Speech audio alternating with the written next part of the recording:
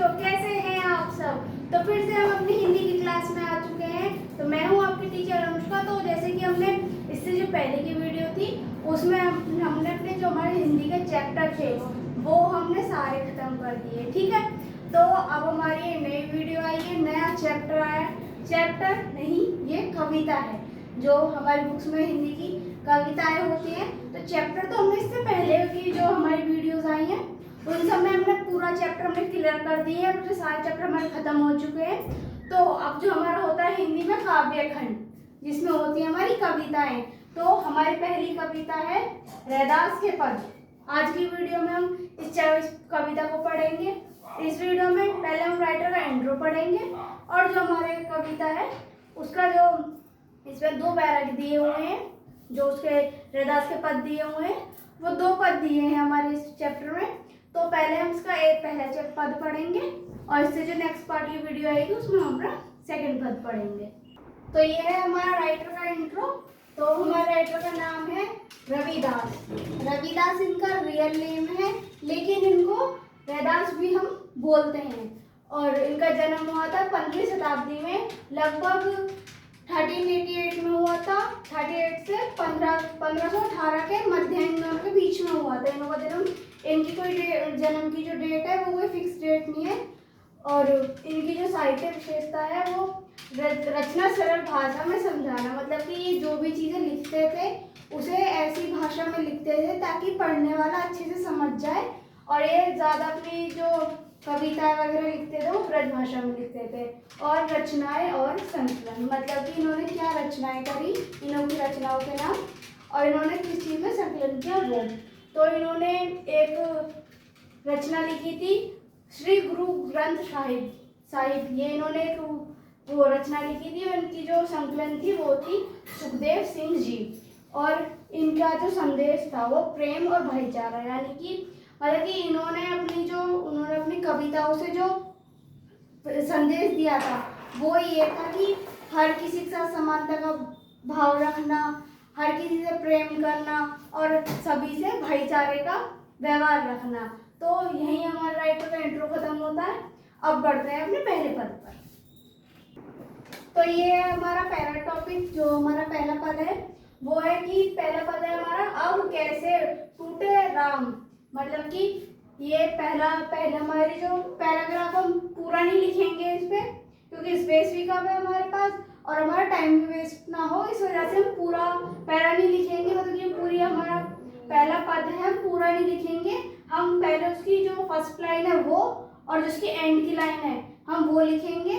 और इसी प्रकार से जैसे कि आपके बोर्ड्स होंगे उसमें आपको लिखना होगा, आपको इनों की व्याख्या भी करनी होती है।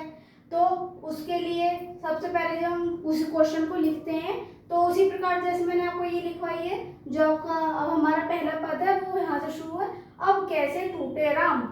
ये हमारी जो पहली लाइन का जो वर्ड है ये वो हो गया। अब ये जो हमारा जो ये वाला है भक्ति करे रैदास, ये हमारा जो पद है उसकी लास्ट लाइन है। यानी कि कभी भी हम किसी भी पद को एक्सप्लेन करने से पहले उसकी फर्स्ट लाइन थोड़ी सी और उसकी एंड की लाइन जो सबसे लास्ट की हो वो, और बीच में ऐसे डॉट डॉट लगानी है ताकि उससे पता चल जाए कि हमारा पैरा यहाँ से शुरू होता है और बीच में कुछ है, मतलब कि आधा पैराग्राफ इसके बीच में है लेकिन हमने वो पूरा नोट नहीं किया है और उसका लास्ट की लाइन लिखनी है। तो यही हमारा होता है जो हमारा पहला पद है। अब उसे हम शुरू करते हैं। रैदास जी इस पद में प्रभु के साथ अपने संबंधों को दर्शाने के लिए सुंदर उपमानों का प्रयोग करते हैं।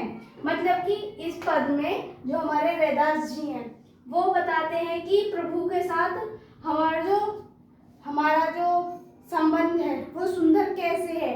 वो कुछ उदाहरण बताते हैं इस पैराग्राफ में, जैसे कि हमारा पहला ग्राफ है चंदन और पानी।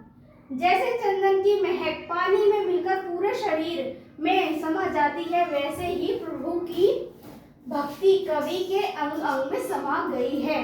मतलब कि जब कभी आप चंदन लेते हैं और पानी लेते हैं, तो जब चंदन में पानी मिला के जब अपने शरीर पर लगा लेते हैं तो उस चंदन की जो महक होती है वो हमारी पूरी बॉडी में समा जाती है। उसी प्रकार से जैसे कवि बताते हैं कि हम जब प्रभु की ज़्यादा भक्ति करते हैं तो प्रभु की भक्ति में हम ऐसे लीन हो जाते हैं कि उनकी जो महक होती है, उनकी जो भक्ति होती है वो हमारे अंग अंग में समा जाती है। तो ये हमारा पहला उदाहरण है। हमारा सेकंड उदाहरण क्या है? घन। घन यानी कि बादल। घन, बादल और मोर, मतलब कि बादल और मोर, इन दोनों का क्या संबंध है हमें ये बताते हैं। जैसे बादल को देखकर मोर नाचने लगता है, वैसे ही प्रभु की उपस्थिति कवि को आनंदित करती है। जैसे कि मतलब कि जब बारिश होती है और बादल मतलब घने हो जाते हैं तो मोर जो होते हैं वो जब बारिश होती है बादलों को देख के वो डांस करने लगते हैं और वो अपने आप को आनंदित समझते हैं। वो अपने आप को मतलब एक शांति मिलती है, उन्हें खुशी मिलती है उस चीज़ में। वैसे ही जब हम प्रभु होते हैं हमारे साथ में, हमारे भगवान जिन्हों को हम मानते हैं ज़्यादा, तो जब वो हमारे साथ होते हैं, उनकी उपस्थिति हमारे साथ रहती है तो हमें वो आनंदित करती है, हमें वो खुशी देती है। वही इसी वजह से बताते हैं कि बादल और मोर, इन दोनों का क्या संबंध है। हमारा सेकंड उदाहरण क्या है?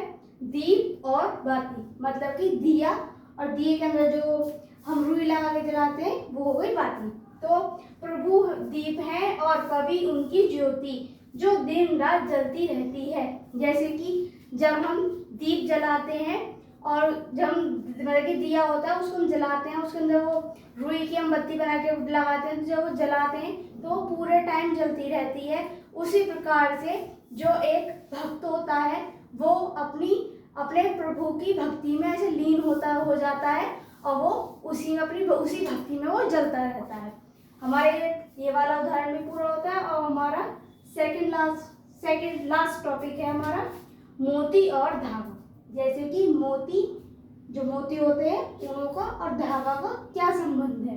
जैसे मोती शोभा धागे से, जैसे कि मोती की जो शोभा होती है वो धागे में पिरोने के बाद बढ़ती है, वैसे ही प्रभु के साथ जुड़कर भक्त का जीवन पवित्र हो जाता है। मतलब कि जब हम कोई माला बनाते हैं, अगर खाली माला हो मतलब कि खाली धागा हो और खाली मोती हो तो क्या वो दोनों सुंदर लगेंगे? नहीं लगेंगे। अगर उसी चीज़ को हम, जो हमारा धागा है, उसे अगर हम मोती में पिरो देंगे तो वो एक सुंदर सी माला बन जाती है और वो बहुत ज़्यादा सुंदर लगती है कि उसे कोई भी यूज़ करता है अपनी लाइफ में। वैसे ही जब हम अपने प्रभु के जिसको हम ज़्यादा मानते हैं, अगर हम उसके साथ जुड़ जाते हैं तो हम अपने आप को पवित्र मानते हैं। उसी प्रकार से रैदास जी बताते हैं कि प्रभु के साथ जुड़ के मेरा जीवन पवित्र हो जाता है।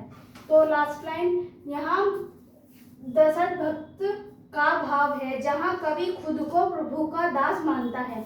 मतलब कि इसमें एक उदाहरण ये सभी उदाहरण दिए हुए हैं और ये बताते हैं, रैदास जी बताते हैं कि मैं अपने प्रभु का एक दास हूँ। वो अपने आप को प्रभु का दास मानते हैं। तो यहीं पे हमारा पहला पद खत्म होता है।